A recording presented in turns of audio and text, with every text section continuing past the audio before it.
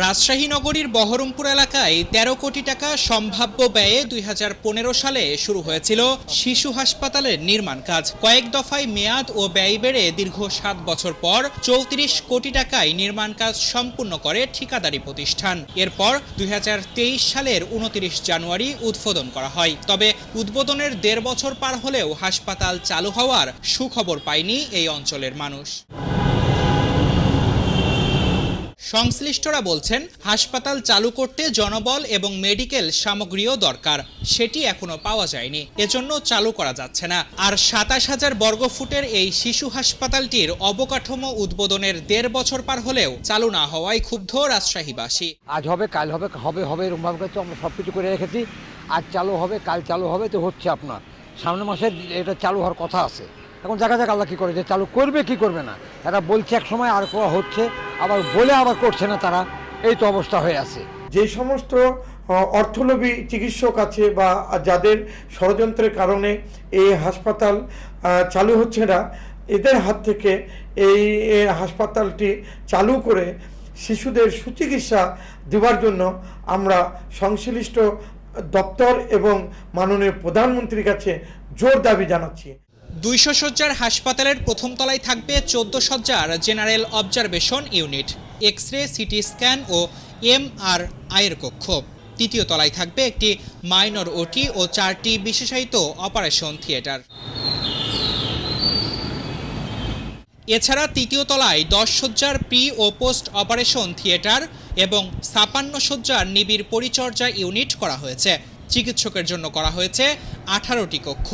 আর চতুর্থ তলায় রয়েছে শিশুদের ৯৬ শয্যার সাধারণ ওয়ার্ড এবং ৮টি বেড পেইং শয্যা।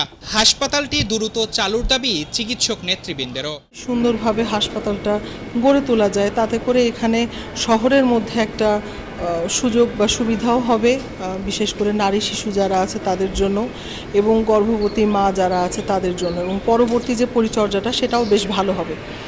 আশা করছি যে দ্রুত সময়ের মধ্যে এটা মেডিকেল কলেজের সাথে সমন্বয় করে যেন কাজ শুরু করা যায়, সেটার চেষ্টা তো অবশ্যই আমি আমার জায়গা থেকে করব। ২০০ শয্যার হাসপাতাল হচ্ছে এবং পরবর্তীতে এটা বর্তমানে 4তলা ভবন আছে, ভবিষ্যতে এটা 10তলা ভবন হবে এবং পূর্ণাঙ্গ একটা হাসপাতাল হবে। বর্তমানে যতগুলি ডিপার্টমেন্ট সম্ভব সেভাবে অর্গানোগ্রাম তৈরি করে দিয়েছি। একটা শিশু হাসপাতাল যা যা থাকা উচিত তা সবই এখানে থাকবে। পূর্ণাঙ্গ এই হাসপাতাল চালু করতে যে পরিমাণ জনবল ও মেডিকেল সামগ্রীও দরকার, তার চাহিদাপত্র স্বাস্থ্য অধিদপ্তরে পাঠানো হয়েছে।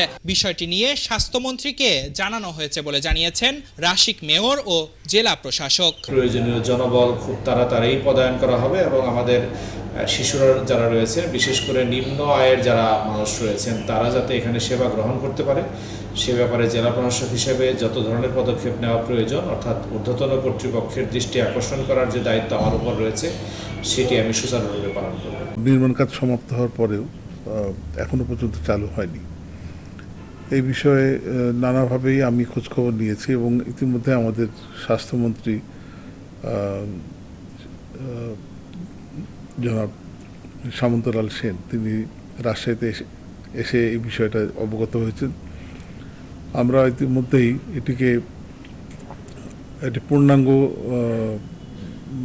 মা ও শিশুদের জন্য ডেডিকেটেড একটা হাসপাতাল হিসেবে চালু করতে চাই, কিন্তু তার কিছু কাজ বাকি আছে, যেটি হলো জনবলের যে অনুমোদনটা লাগে সেটি, এবং তার যে ইকুইপমেন্টস বা ফার্নিচার ফিটিংস যেগুলো লাগে সেগুলো এখন পর্যন্ত সেভাবে অনুমোদন পায়নি বা এসে পৌঁছায়নি বা সংগ্রহ করা যায়নি, ফলে একটুখানি দেরি হচ্ছে। তবে আমি আশাবাদী যে হয়তো আগামী ৬ মাসের মধ্যে এটি পুরোপুরিভাবে আমরা চালু করতে পারবো। অন্তত ১৫ জেলা থেকে আসা শিশু রোগী সামলাতে হিমশিম খাচ্ছে রাজশাহী মেডিকেল কলেজ হাসপাতাল। ৩টি ওয়ার্ডে চলছে শিশুদের চিকিৎসা।